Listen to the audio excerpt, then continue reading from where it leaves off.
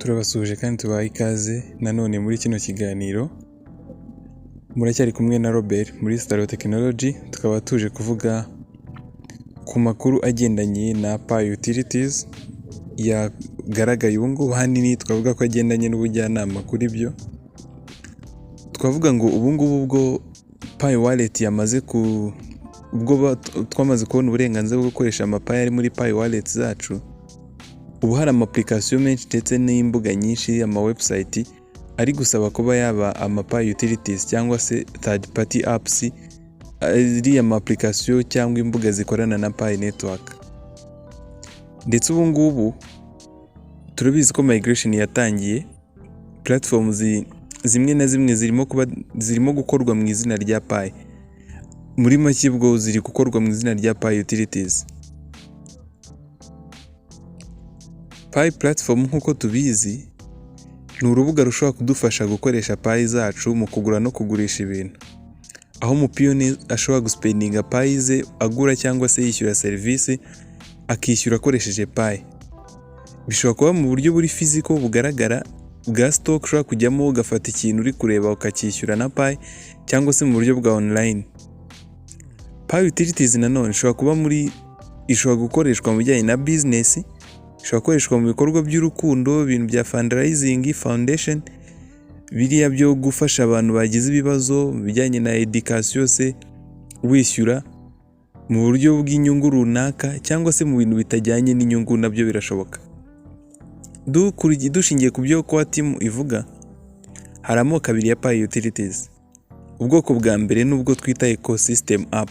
Izi ni application izi ni Pi Utilities application za Pi, ubwo na application za Pi Utilities zidashingiye ku nyungu bitewe n'abazikoresha ubwo ngubwo, ahubwo wenda aba ari ama utilities agamije guteza imbere ecosystem ya Pi. Aho urugero turavugamo nka KYC app, kariya gace dukoreramo KYC, hari Pi chat app, hari brainstorm app, hari global currency converter app, hari developer app. Ibi byose byinshi tugenda tunabisanga muri Pi browser.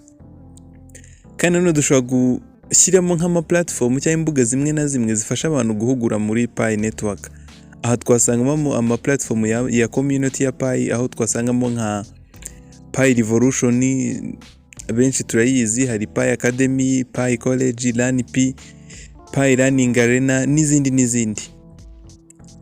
Ahangaha iyo uri muriga ushaka amakuru ku bijyanye na Pi wisunze zino mbuga, izi ni imbuga ziba zidufasha kumenya amakuru ya Pi network.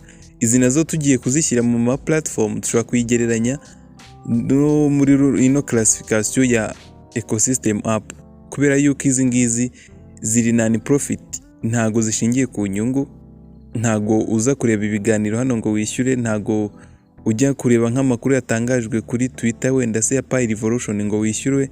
Ngira ngo hari nk'amakuru twigeze kunyuzaho hano ya Pi Revolution inshuro ebyiri, izo zose ntago ari ibintu biba byishyuwe. Ibyo ngibyo bivuze ngo ibi ngibi byose ntago bishingiye ku nyungu, biri muri ino class ya ecosystem app.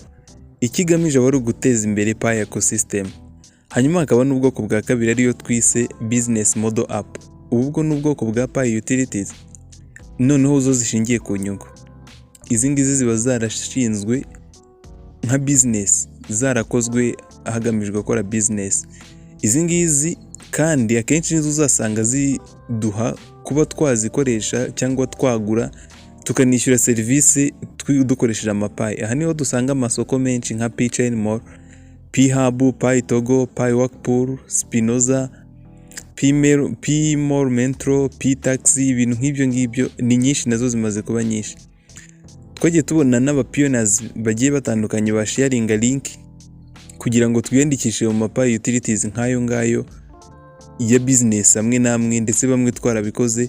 Ngira ngo twagiye ducisha hano n'uburyo kwiyandikisha nko muri Pi Chain Mall, ko niyo mu Rwanda tubona ko isa niyoboye cyane ndetse ifite imbaraga. Ibi nabyo ntacyo bitwaye, ariko nanone icyo nashaka kuvuga, hari n'imbuga zimwe na zimwe ndetse n'ama-application amwe namwe akora gutyo ari aya nyayo, ariko twirengagiza ko habaho n'aba scammers baba bakeneye kuturira amapayi nta kindi kintu bagamije, nta kintu kizima batwifuriza. Aba nabo bashobora kudevelopa izo application ndetse n'izo mbuga zakora nka Pi utilities, ko byose birashoboka, nabo bashobora kubikora. Mu by'ukuri ntabwo twahita tujudginga izo application cyangwa izo mbuga kubera yuko wenda ko twazita scams, izindi tukazita real. Ya ntabwo akanya twahita tubivuga, ntabwo twavuga ngo iyi ni fake, iyi ni iya nyayo cyangwa se ni scam. Ndabwiswe ntabwo twahita tubivuga kano kanya, ariko igitekerezo nge nabahaga nk'abapioneers ni ukwirinda imbuga izo ari zose, twirinda guklika ku mbuga izo ari zose tubonye kugira ngo dukore sign up cyangwa ngo dukore task runaka.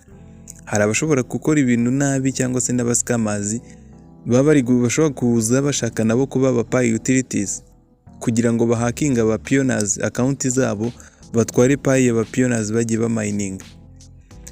Kuri kino gihe ko cyo gucreate ama Pi utilities, ntago wahita umenya neza ngo iyi ngiyi ni fake cyangwa iyi ni real, kubera ko ntago zirajyamo neza muri Pi browser ngo tumenye ngo iyi ngiyi ni izakoreshwa. Biragoye kuba wamenya iya nyayo ndetse n'iya fake, ariko icyo tuvuze ni ukwitonda tukabyitaho cyane. Nkunze kuvuga ko ngira abantu inama, niba unakoze sign up ku mbuga nk'izo ngizo, wirinde gukoresha ibintu cyangwa se amagambo, haba imibare, ibintu nk'ibyo nyine bisa n'ibyo wagiye ukoresha muri Pi. Ahangaha nimvuga gutyo nuko mbuze nk'ijambo rimwe nakoresha, ariko ni nka detail wagiye ukoresha muri application ya Pi mining cyangwa muri wallet. Aho twavugamo nka username, tushobora gushyiramo password, gushyiramo passphrase, email, nimero ya telefone, ibintu nk'ibyo bihuye n'ibyo wakoresheje muri wallet yawe cyangwa se muri application ya mining. Mu gihe urimo urakora sign up muri Pi utilities, ufite kubyirinda cyane kubikoresha. Byaba byiza ukoresheje details zitandukanye n'izo wagiye ukoresha aho hantu. Kugeza ubu ntago kwa team barashyiramo neza ama Pi utilities turakoresha. Ubu ngubu aba Pi utilities banya bari kugerageza guhuza systeme yabo n'ama Pi SDK nkuko twagiye tubivugaho, bazishyira muri systeme yabo kugira ngo bazabashe gukorana na ecosystem yabo. Ariko nk'inama twabagira zigera nko kuri 4 cyangwa 5, nuko twakwirinda kuba wakorana, ndetse navuga ngo birimo risk cyane kuba wakwiyandikisha yanga ukorane na Pi utilities itarigeze igaragara mu Pi utilities platforms, cyangwa se wenda ngo bayitangaze nko muri mining app, iri application dukoresha. Icya kabiri, ikaba itarigeze participa muri Pi hackathon event. Icya gatatu, ikaba itarigeze proposed muri Pi community, muri community y'aba mining Pi binyuze muri brainstorm. Ibyo ndumva twagiye tubigarukaho bigiye bitandukanye.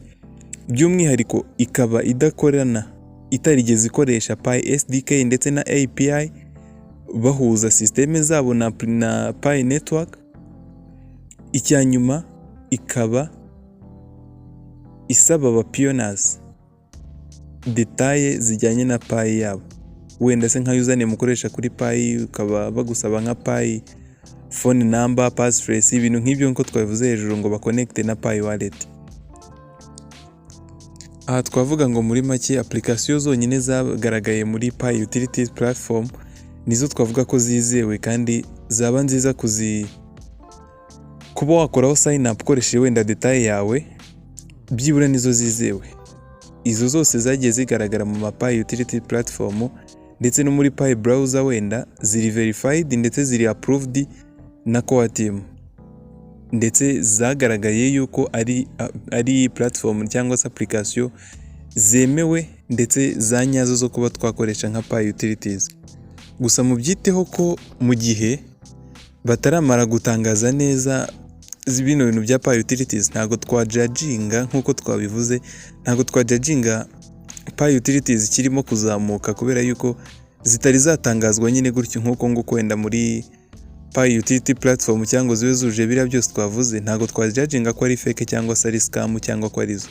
Icyo twabagira inama nuko nuramuko nakozeho sign up uzirinde gukoresha details zimwe n'izo wakoresheje muri Pi bisanzwe.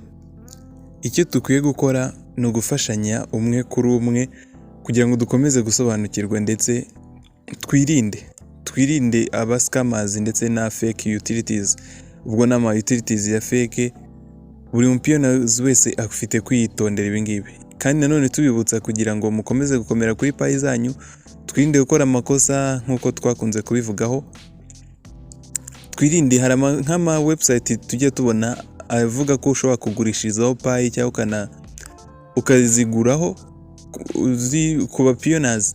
Ibi byose twibuke ko tukiri muri enclosed network, tutagwa mu bibazo kandi ari twe tubyitengera ngo twagiye tubona ingero z'abo byagiye bibaho.